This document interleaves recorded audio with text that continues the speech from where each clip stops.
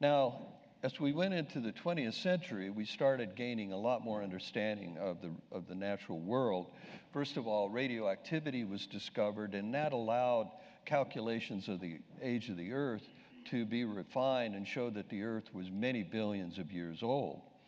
And not too long after that, several people, almost simultaneously, came up with the idea that organic compounds, we call them prebiotic organic compounds, were made naturally on the early Earth, producing some sort of primordial soup.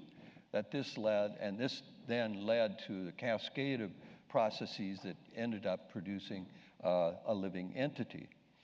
As the century went on, we discovered the structure of DNA in 1953. Simultaneously was the demonstration by Stanley Miller of how you could use a model atmosphere of the early Earth to make amino acids, and we'll come back to that. Also, in this same time period was the publication of how elements were made in stars. And so for the first time, we understood how elements were made.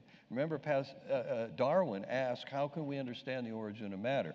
100 years later, we finally accomplished that. Another big breakthrough was the concept in 1968 of the RNA world, where life, in some of its most primitive form on the Earth, consisted of nothing more than self-replicating RNA molecules. And then shortly thereafter, it was demonstrated that RNA itself is a catalyst.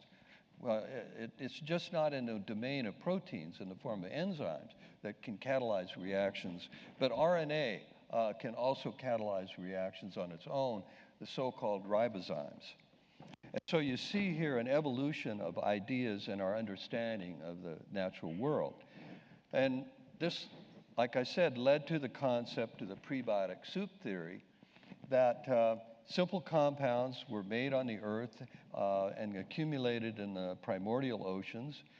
These underwent polymerization, producing increasingly complex molecules, some of which by chance were capable of catalyzing their own replication.